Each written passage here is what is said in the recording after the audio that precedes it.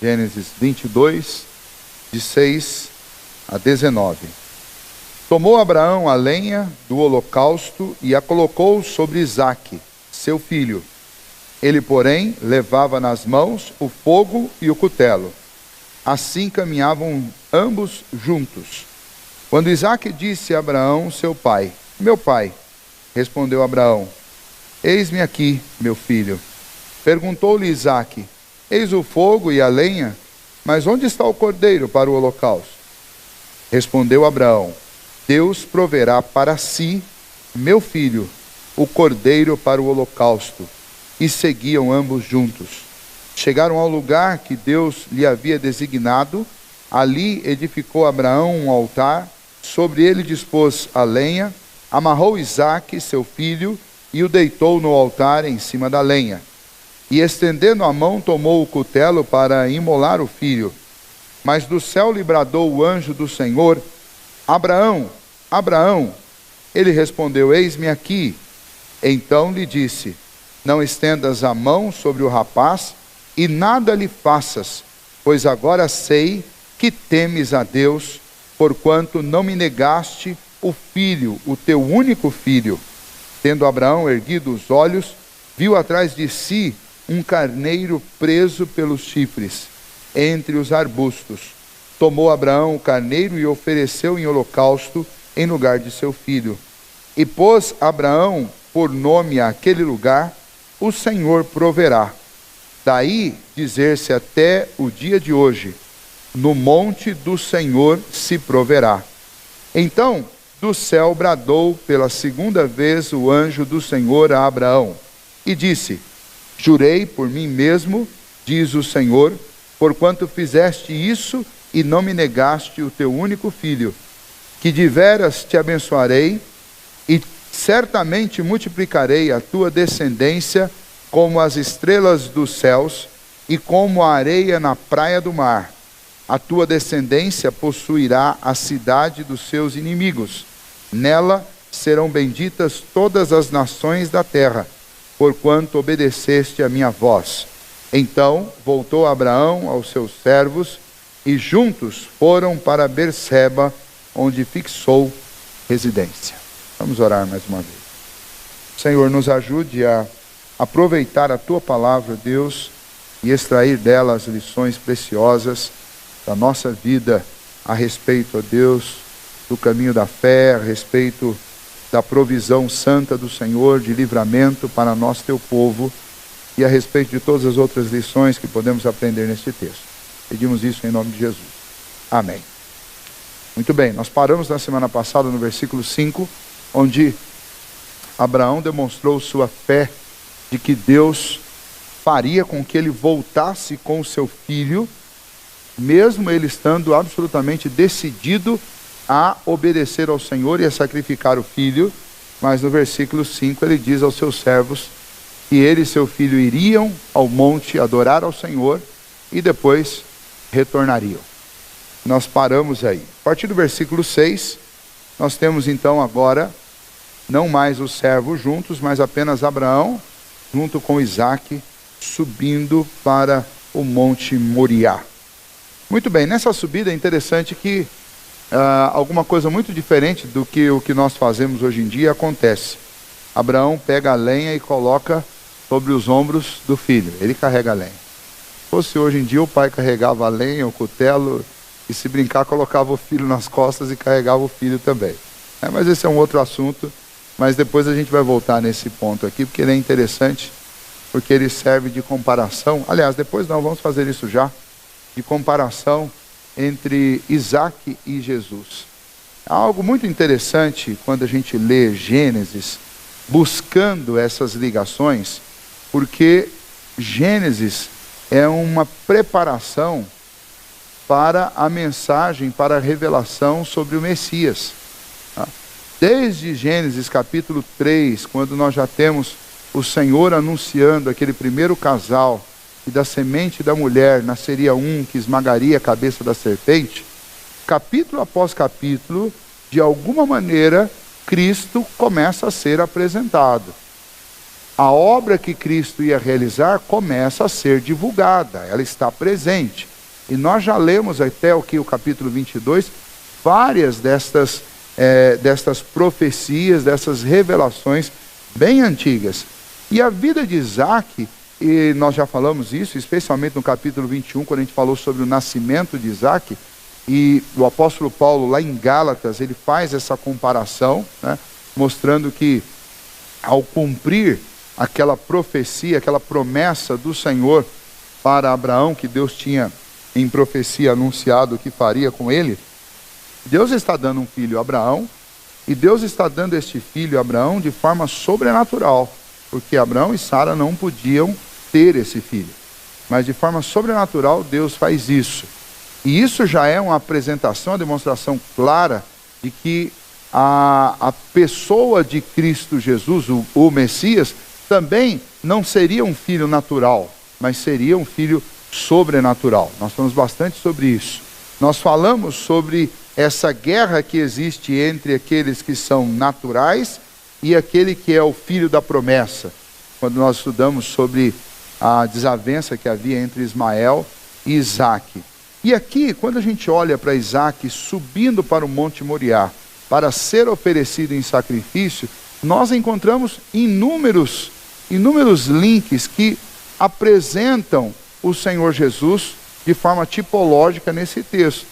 Ele já está aqui, a obra dele já está aqui exemplificada em uma escala muito menor, através daquilo que Abraão estava experimentando na sua própria vida junto com Isaac. Só para a gente fazer algumas ligações, né? Eles sobem juntos, né? Levando a lenha, levando o fogo, levando o cutelo, até o lugar que Deus já tinha preparado para isso acontecer. Então, Isaac, para ser oferecido em sacrifício, estava subindo. Outro ponto ainda antes disso. O Monte Moriá, que é o lugar onde é oferecido o sacrifício, é um lugar que ficava fora da antiga Jerusalém, assim como o Gólgota, o lugar onde Cristo foi oferecido, também é um lugar fora da Jerusalém dos dias dos apóstolos, da Nova Jerusalém, em comparação àquela dos tempos antigos, da época que o reino de Israel ainda era só um ainda. E, obviamente, muito antes disso, Abraão estava no lugar onde futuramente a cidade de Jerusalém, ali próximo, seria construída. Mas os montes são semelhantes, e subindo estes montes, com uma diferença de 2000 anos, um intervalo de 2000 anos, Isaac sobe para ser oferecido em sacrifício. Quando Cristo também foi oferecido em sacrifício, ele tem que subir ao Gólgota para isso. Isaac então foi levado ao Monte Moriá, na próxima antiga cidade de Jerusalém, para ser o sacrifício. E Jesus foi levado ao Gólgota, fora de Jerusalém, para ser também o sacrifício. Isaac levou a madeira do seu sacrifício. Levou a madeira sobre a qual ele ia ser oferecido. E Jesus Cristo levou a cruz. Diferente de Isaac, Jesus Cristo levou a cruz na qual ele realmente foi sacrificado. Isaac foi amarrado e deitado sobre o altar. Jesus foi pregado naquela cruz, sem possibilidade de sair de lá, sem possibilidade de nenhum livramento. Desde o versículo 1 do capítulo 22 até o versículo 5, nós observamos que eles caminharam 3 dias para chegar no Monte Moriá. Jesus Cristo foi crucificado e ressuscitou após 3 dias, entre a sua crucificação e a sua ressurreição. Então, a gente poderia continuar aqui, mas são várias demonstrações que apontam que o que o Senhor está fazendo através dessa história de Isaac e Abraão é deixando na memória do povo hebreu, através da contação dessa história, links que pudessem ser usados por eles para entender o que Deus faria para nos salvar, que era um sacrifício, diferente daquele que aconteceu com Abraão, porque o filho de Abraão foi poupado. Deus não poupou o seu próprio filho. E para um judeu, depois desses acontecimentos todos, ler Gênesis faz com que ele imediatamente olhe para Jesus Cristo. Então, nem tudo que foi escrito no passado, como Moisés escreveu com a intenção de ensinar para o povo que estava saindo do Egito, o povo hebreu, nem tudo que foi escrito lá foi escrito especificamente para aquele povo. Muitos judeus vieram a crer em Cristo Jesus, lendo ou ouvindo as pregações do apóstolo Paulo, quando o apóstolo Paulo citava, por exemplo, Abraão, Isaque, e citava essas histórias lá do Antigo Testamento, e quando aqueles judeus ouviam isso, eles percebiam que eles não tinham feito a ligação, perderam o bonde da história, não adoraram o Criador, mas agora estava claro que o que Jesus fez já estava anunciado desde o princípio, desde lá de Gênesis 22, você já tinha um anúncio, uma pré-anunciação do que Cristo iria fazer. O interessante e a lição desse texto para nós é que Deus provê o sacrifício. Deus foi e pediu para Abraão que oferecesse o filho dele em sacrifício. Uma coisa inimaginável e uma coisa para um pai quase que impossível. Abraão prova que não é impossível, porque a não ser que Deus tivesse impedido, ele faria. Mas uma coisa quase que impossível para pais. Mas um sacrifício precisa ser feito a Deus. Esse é o ponto. E Deus pediu para Abraão o filho. E Abraão está decidido a não negar o seu filho. A partir do versículo 9 diz que eles chegaram ao lugar e há um certo silêncio das Escrituras sobre o que estava acontecendo ali. Nós temos a pergunta que Isaque faz. Isaque diz: pai, nós temos aqui, no versículo 7 ele diz, nós temos a lenha, o senhor está carregando o fogo, e estava também com o cutelo, tinha tudo que eles precisavam para o holocausto, menos a oferta. E a resposta que Abraão dá é uma resposta também que nos faz olhar para o Novo Testamento inteiro, para o restante da Bíblia todo. A resposta que Abraão dá é: filho, Deus proverá para si um cordeiro. A ideia é, Deus quer um sacrifício. E quem vai prover esse sacrifício para Deus é Ele mesmo. Abraão podia ter dado aquela resposta triste, né? É você. E ele com certeza deu. Em algum momento ele teve que falar. Porque não dá para chegar lá em cima do monte, arrumar o local para o sacrifício, estender a lenha e amarrar o filho e não contar para o filho o que está acontecendo. A questão é que a Bíblia silencia. A Bíblia dá apenas essa resposta de Abraão. E essa resposta é com certeza o elemento de fé que Abraão deu para o seu filho. E Abraão dá a resposta: Deus proverá para si um cordeiro. Mas é bem provável que enquanto Abraão estava amarrando o seu filho sobre o holocausto, sobre o lugar onde ele ia oferecer, sobre a lenha, né, onde ele realizaria aquele holocausto, ele deveria estar dizendo para o filho: filho, tenha fé, que Deus vai prover. Mas a Bíblia, obviamente, ela silencia sobre isso e nós não vamos ficar aqui conjecturando sobre o que aconteceu. Agora, uma pergunta precisa ser feita. A Bíblia, e especialmente Moisés, que é tão detalhista em tantas coisas, por que ele omite isso? Por que ele não fala aqui, talvez, sobre as lágrimas de Abraão na chegada naquele local? Porque com certeza um pai choraria. Principalmente por um filho que foi esperado por tantas décadas. Não fala sobre as lágrimas de Abraão, não fala sobre algum tipo de protesto de Isaque. Não, pai, você não pode fazer isso comigo. A Bíblia não fala disso. A Bíblia não fala de lágrimas do filho de Isaque. A Bíblia simplesmente silencia. Mas tem que ter um motivo para isso.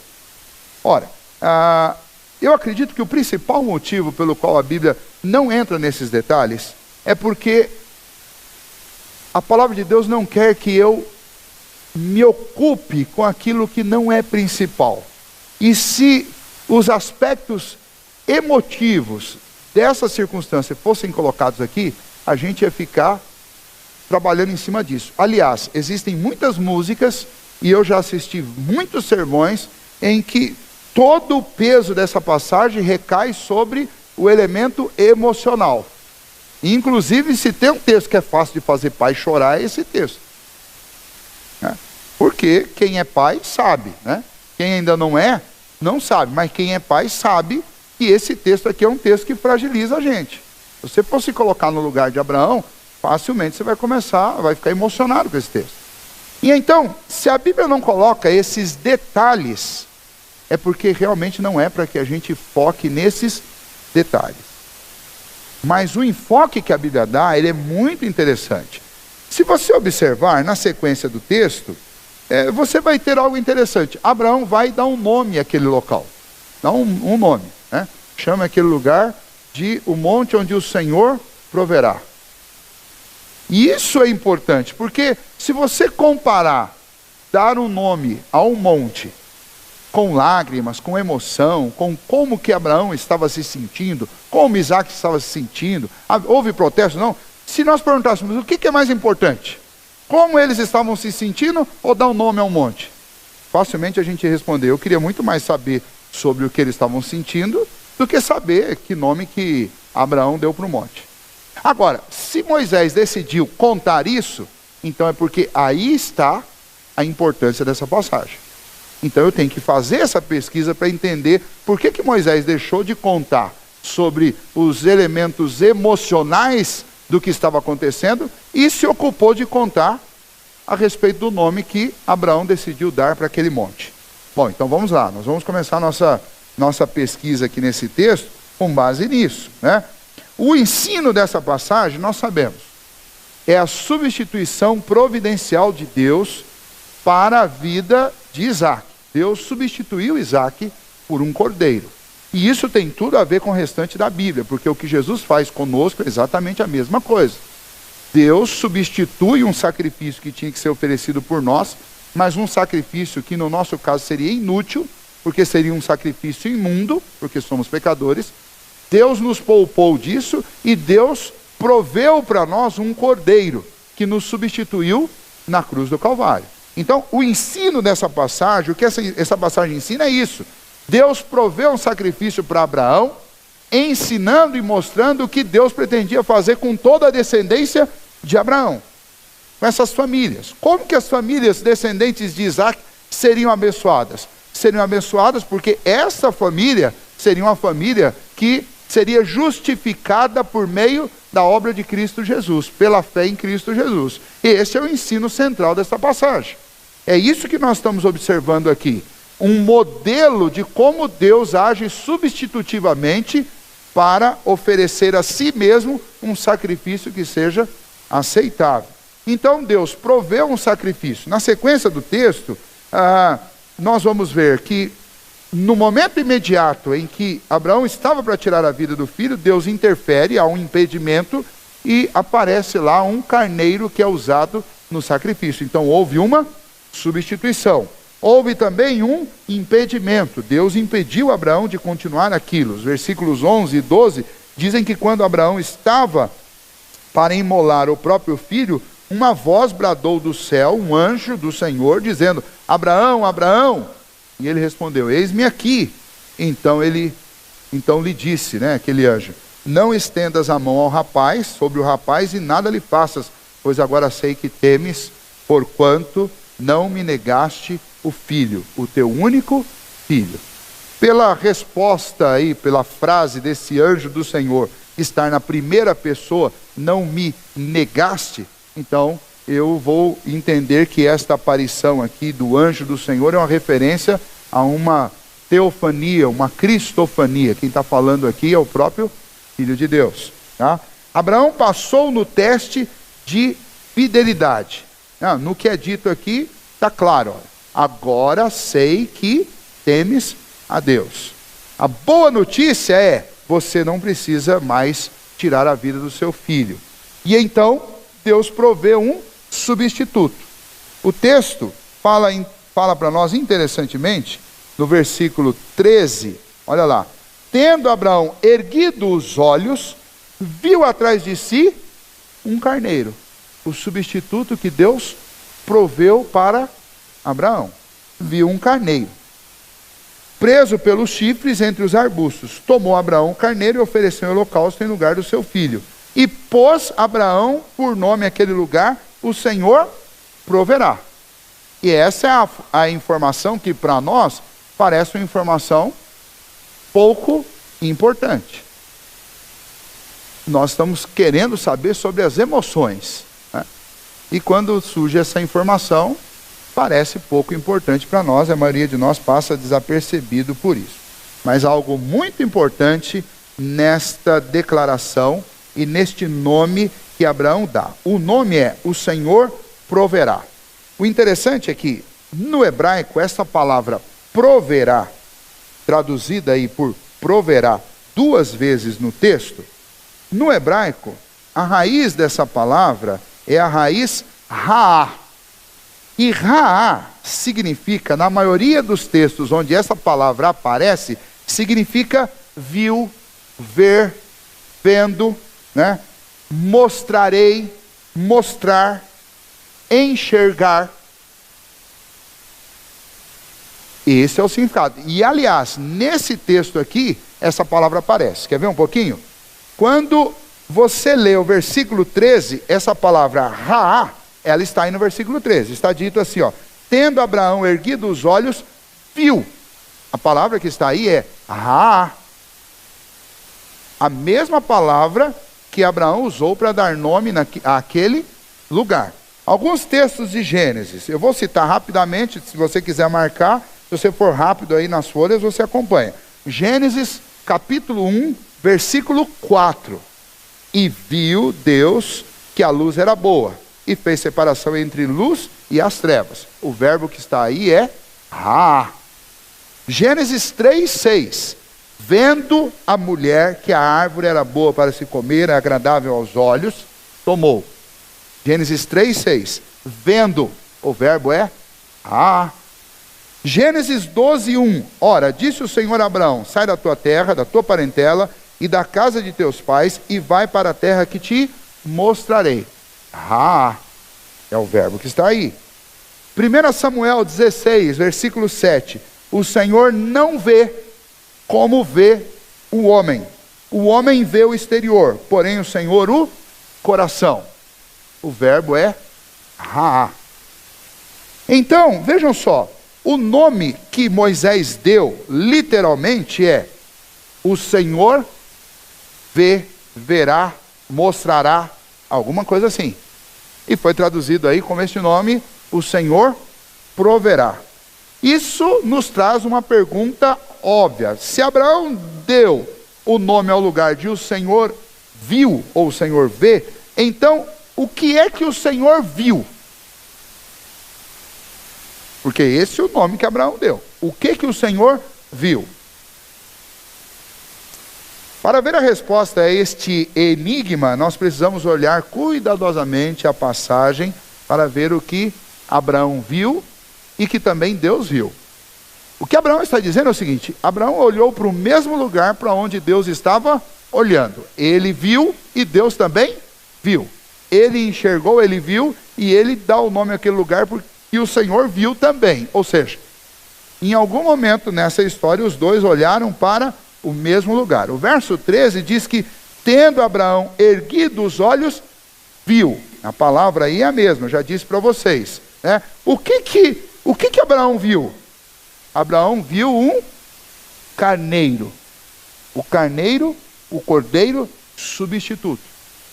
Quando ele põe o nome, o Senhor verá, o Senhor olhará, ele sugere que nós precisamos olhar para aquilo que o Senhor olha e para aquilo que o Senhor já tinha olhado no caso dele. O Senhor ali olhou e proveu um cordeiro. Abraão viu o cordeiro. Quando ele diz, o Senhor olhará, o que Abraão está dizendo? Este é o lugar onde o Senhor olhará para um cordeiro. Como ele olhou hoje. Como ele me mostrou um cordeiro. Vamos mais um pouco.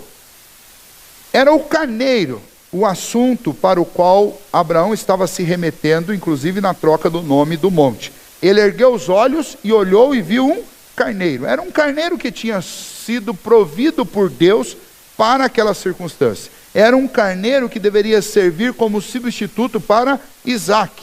Era aquele carneiro também que simbolizava o Messias futuro, que seria provido por Deus, não por homens, provido por Deus para assumir o nosso lugar. Mas ele não deu o nome ao lugar de Abraão viu, ou Abraão olhou. Ele, ao invés disso, deu o nome ao lugar de o Senhor olhará. E aí, percebe o que isso significa? Percebe o que Abraão está querendo fazer com a gente? Abraão olha para o quadro inteiro do carneiro, daquela situação de substituição, e ele entende uma verdade sobre o futuro. É a verdade de que Deus um dia vai prover, vai mostrar para nós, vai olhar lá do céu um cordeiro entre nós, homens, que nos substituirá, que morrerá em nosso lugar. Deus olhará para esse sacrifício e ele receberá esse sacrifício e ele se satisfará com este sacrifício. Então, os aspectos emocionais e os detalhes que não estão no texto, eles não estão aí justamente para que eles não te atrapalhem de ver o que é para ser visto nesse texto. Esse texto está mostrando a maneira como Deus iria salvar o seu povo. Da mesma forma como salvou Isaac, Deus vai salvar o seu povo provendo um cordeiro que o Senhor vai prover. Nós olharemos para o cordeiro de Deus e seremos salvos. O Senhor olhará para o sacrifício do cordeiro e se dará por satisfeito. E isso está por toda a Bíblia. Eu preguei aqui no domingo falando sobre João 3,16 e citei o versículo anterior, que é o versículo 15, que assim como a serpente foi levantada no deserto e aqueles que olharam para ela foram salvos, assim também importa que o Filho de Deus seja levantado. E quando eu citei isso no domingo, eu estava falando do mesmo que Abraão está falando aqui quando ele põe o nome de o Senhor proverá. Ele está dizendo, o Senhor olhará para esse sacrifício. Assim como eu olhei para aquele cordeiro e aquele cordeiro me salvou de ter que tirar a vida do meu filho, o Senhor também olhará para o cordeiro. Nós olharemos para esse cordeiro com a mesma alegria que Abraão olhou. A alegria de saber que não é o meu filho e nem sou eu que vou ter que subir naquela cruz. Oferecer aquele sacrifício. Mas é o cordeiro que foi provido pelo próprio Deus para ele. Então, este nome, o Senhor viu, ou como está traduzido na nossa Bíblia, o Senhor proverá, ele significa exatamente isso, que no futuro aquele acontecimento se repetiria, mas numa escala muito mais ampla, numa escala maior, né? Por que isso é tão importante e tão significante? É importante que nós saibamos que sacrifícios de cordeiros e de animais, eles não podem e nunca foram suficientes para resolver nosso problema do pecado. Mas o sangue do Cordeiro de Deus, o sangue de Jesus Cristo, esse sim, a morte do nosso Salvador, o Salvador prometido por Deus, este sim justificará a todos. No caso de Abraão, Abraão estava enxergando isso.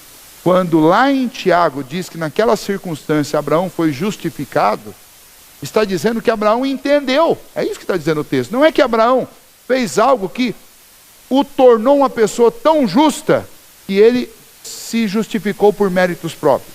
Não, o texto diz que ele foi justificado naquele dia. Mas ele foi justificado porque naquele dia ele contemplou, através daquele cordeiro que foi colocado por Deus, ele contemplou o cordeiro do Senhor que viria.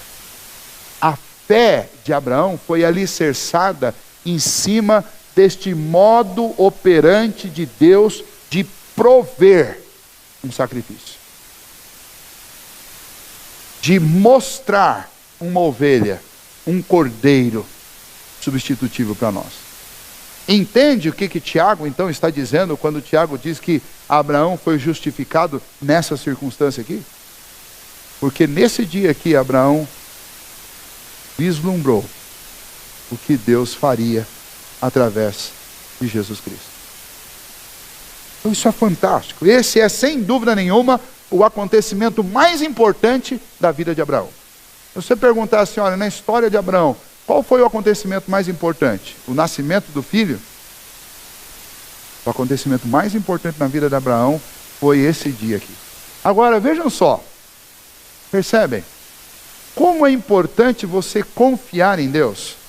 Abraão podia desobedientemente, como ele já tinha desobedecido Deus outras vezes, quando Deus pediu, olha, leve o teu filho ao monte e me ofereça em sacrifício. Abraão podia ter, não, eu vou fugir para o Egito, vou fugir para qualquer lugar, mas não vou fazer isso. É meu filho.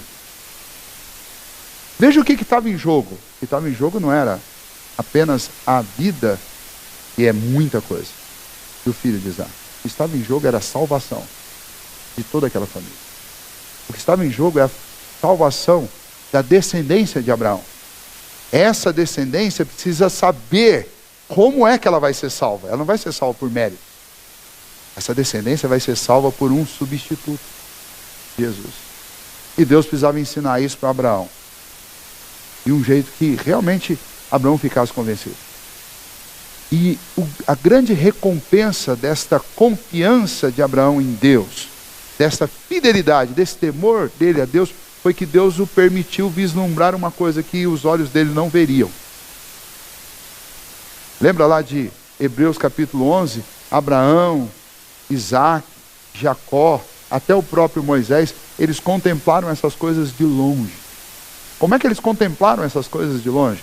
Eles contemplaram através de circunstâncias como essa daqui.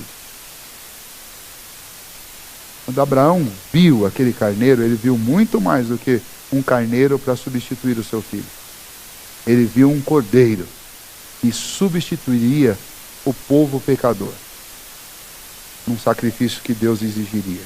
Então, por isso, ele põe um nome naquele lugar, um nome que serve para lembrar a todos os viajantes, a todos os moradores, a todas as pessoas que passassem por ali, que Deus estava olhando para nós e Ele estava vendo nossa necessidade e Ele proveria um cordeiro que satisfaria o sacrifício que Ele exige de todos.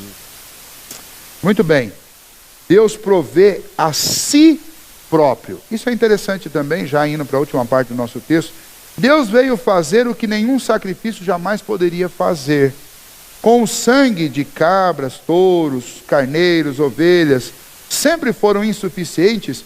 Deus proveu a si próprio um sacrifício. A resposta que Deus deu a Isaac lá no começo, Deus proverá para si um cordeiro.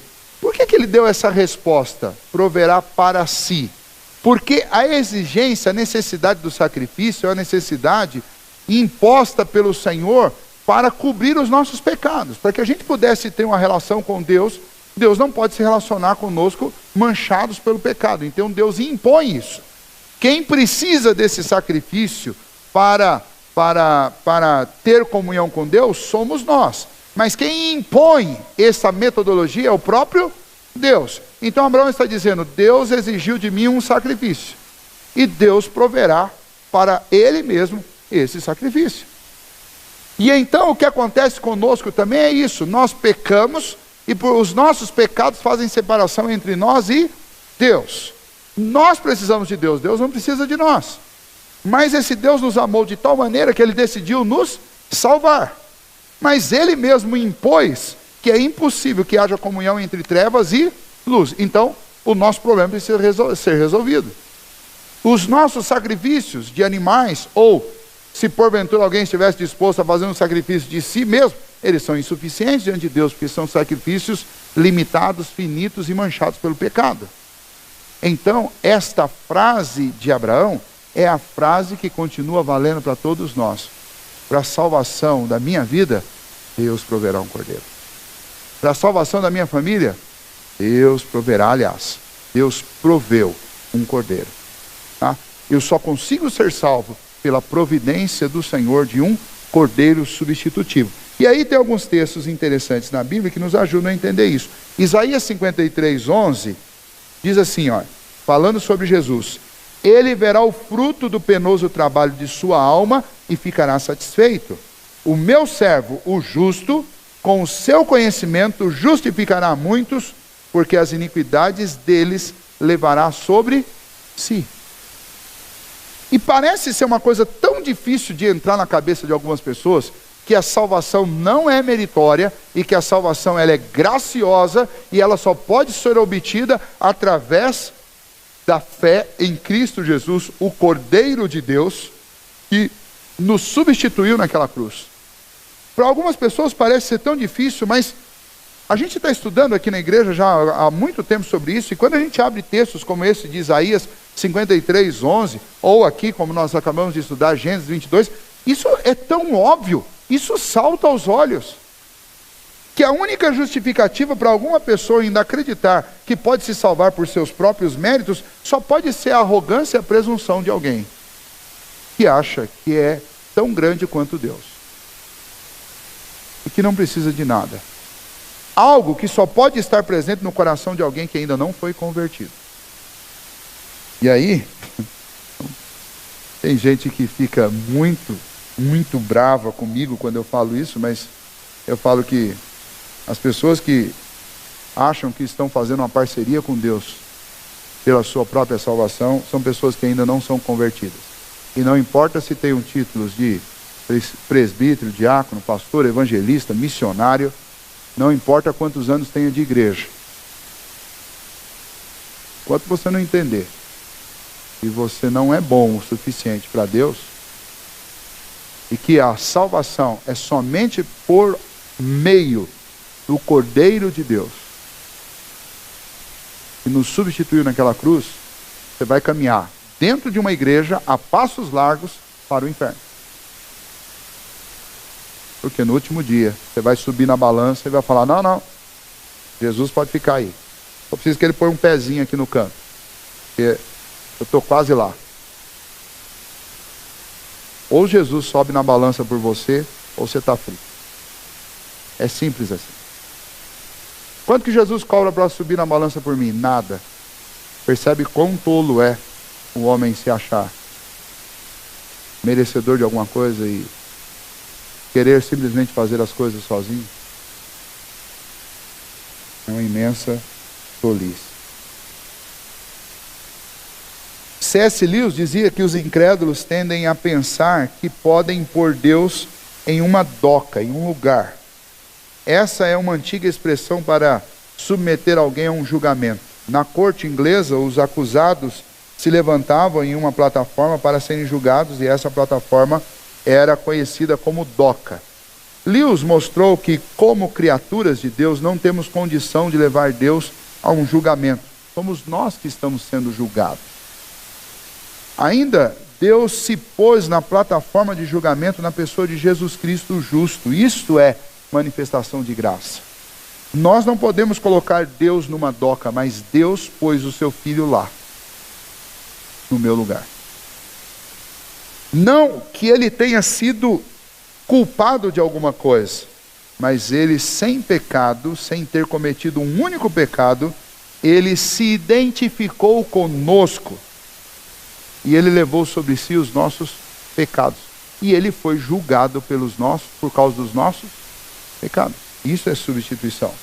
Assim como aquele carneiro foi amarrado, colocado sobre o altar por Abraão e imolado em oferta ao Senhor, Jesus Cristo também foi pregado naquela cruz, foi morto por causa dos nossos pecados e oferecido em sacrifício diante de Deus, para que eu não tivesse que passar por isso. Deus olhou para Jesus, assim como Abraão olhou para o carneiro. E quando Abraão olhou para o carneiro, ficou satisfeito. Deus também olhou para Jesus e ficou satisfeito. Por isso o nome, o Senhor viu, e o Senhor verá, e ficará satisfeito. Para nós aqui a gente pode usar o verbo só no passado. O Senhor olhou e ficou satisfeito com o sacrifício do seu Filho Jesus. Por isso hoje, nem eu, nem você, nenhum de nós precisa oferecer nenhum sacrifício, exceto sacrifícios de louvor e adoração ao Senhor, que é o nosso culto racional. Devemos oferecer a Deus constantemente. É um reconhecimento sincero de que dependemos, necessitamos de Deus em todo o tempo e devemos ser profundamente agradecidos a Ele pelo que Ele nos fez. O último texto, antes de encerrarmos, Hebreus 12, de 1 a 2, diz assim: portanto, também nós, visto que temos a rodear-nos de tão grande nuvem de testemunha, desembaraçando-nos de todo o peso e do pecado que tenazmente nos assedia, corramos com perseverança a carreira que nos está proposta, olhando firmemente para o autor e consumador da fé, Jesus Cristo, o qual em troca da alegria que lhe estava proposta, suportou a cruz, não fazendo caso da ignomínia, e está sentado à destra do trono de Deus. Olhe para Jesus, fixe os seus olhos nele. Você está cansado? Você está sobrecarregado? Olhe para Jesus. Ele dará a força que você precisa. Você está deprimido, e nós estamos vivendo dias tão difíceis que da noite para o dia o assunto suicídio virou um assunto popular, um assunto que corre em todas as bocas, e não são poucas as pessoas que estão deprimidas e que de repente estão olhando para isso como uma opção, inclusive gente que é até crente. Se você está se sentindo deprimido, olhe para Jesus, você não está só. Olhe para aquele que ama você e que se entregou por você. Olhe para aquele que veio ser o Cordeiro, como nessa história aqui de Isaac, para substituir você naquela cruz. Você pode até achar que estas coisas estão longe de você, mas sabendo que você não olhou, sabendo que Deus não olhou e não fez conta de entregar o seu filho para te salvar, antes contemplou o sacrifício de Jesus naquela cruz e se deu por satisfeito como pagamento pela sua dívida, não deixe que a culpa tome conta do seu coração. Muito pelo contrário. Lembra de Romanos capítulo 8, versículos 31 e 32. Aquele que não poupou o seu próprio filho, antes por todos nós o entregou, não nos dará com ele graciosamente todas as coisas? Ou seja, a coisa mais valiosa que Deus tinha para dar a nós, Ele já deu, que é o seu filho. Não existe nada mais do que isso. Deus fez isso por mim e por você. Olhe, olhe. Faça como Abraão, dê nome ao monte, o Senhor viu. Olhe, olhe, olhe. Olhe para essa obra. Domingo eu terminei a pregação falando, olhe para essa cruz. Olhe. Olhe para Jesus. Contemple o Cordeiro que foi pendurado no madeira para a nossa salvação. Só existe este caminho para a salvação. Nenhum outro. E Deus graciosamente mostrou essa história inteira para Abraão 2000 anos antes dela acontecer. Veja como o nosso Deus é maravilhoso. E foi esta visão que Abraão teve que alimentou não só a fé dele, mas a fé dos seus descendentes, até a vinda do Senhor Jesus. É o nosso Deus gracioso, falando e se revelando, para que os homens o conheçam, para que os homens o temam, para que os homens o amem de todo o seu coração. Que nós amemos de todo o coração este Senhor que viu a nossa necessidade e proveu um cordeiro para a nossa redenção. Vamos ficar em pé, nós vamos orar.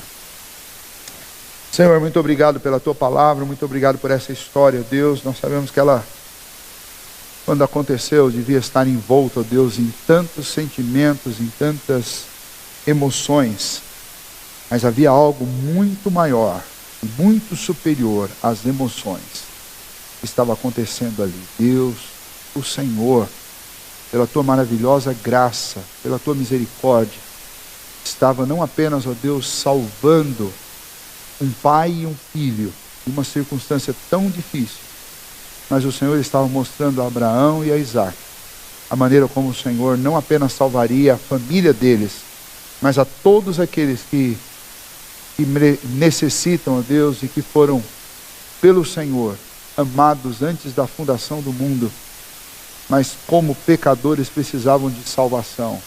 e não podiam obter por méritos próprios. E o Senhor mostrou para Abraão lá no passado que o Senhor é o Deus da providência, é o Deus que exige um sacrifício, mas também é o Deus que provê um sacrifício. O Senhor é o Deus que exige um cordeiro e o Senhor provê o cordeiro. O Senhor é o Deus que viu nossa fraqueza, viu nossa necessidade e proveu para nós, ó Deus, uma salvação por meio da obra graciosa do Teu Filho, dolorosa para Ele, ó Deus, e para o Senhor, graciosa para nós. Ajuda-nos, ó Deus, a olhar para Jesus sempre, ó Deus. Seja no nosso anseio por salvação, seja, ó Deus, nos momentos difíceis da vida, quando estivermos desiludidos, cansados, sobrecarregados, nos faça, ó Deus, pelos olhos da fé, contemplar o Cordeiro do Senhor. E quando, ó Deus, nós estivermos desanimados com as coisas, que o Senhor nos faça olhar para o Cordeiro e lembrar que o Senhor nunca desistiu de nós, que o Teu Filho não ficou desanimado conosco, antes por nós se entregou. E ajuda-nos, ó Deus, a lembrar que assim como o Senhor amou-nos de tal maneira até o fim, o Senhor continua a nos amar e continua sendo o Deus da providência. E assim como o Senhor não poupou o seu próprio Filho, antes por nós o entregou, o Senhor também continua hoje suprindo todas as nossas necessidades. Que o Senhor nos ajude a confiar mais no Senhor e a depender mais do Senhor. Que o Senhor nos ajude a Te obedecer mais como Abraão obedeceu. Que o Senhor nos ajude a confiar de todo o coração, para que a gente também possa experimentar bênçãos grandes, profundas e impactantes, como esta que Abraão enfrentou, que sem dúvida é muito mais valiosa do que ouro, prata, e do que qualquer coisa que Abraão já tinha ganhado do Senhor antes. Ele ganhou um vislumbre, ó Deus, da obra redentora de Cristo Jesus. Que bênção, ó Deus. Que o Senhor nos ajude para que a nossa incredulidade não nos impeça, ó Deus, de ver as coisas tremendas que o Senhor quer mostrar para nós. Antes, ó Deus, encha-nos de confiança e fé, para que nós também tenhamos experiências profundas com o Senhor, como Abraão teve. Assim, ó Deus, Te pedimos que o Senhor nos auxilie e nos ajude a caminhar neste mundo, ó Deus, de tanta frieza, de tanta aridez, de tantos desertos, que o Senhor nos ajude a andar, ó Deus, bem juntos e bem íntimos do Senhor. É o que nós Te pedimos nesta noite, em nome de Jesus. Amém.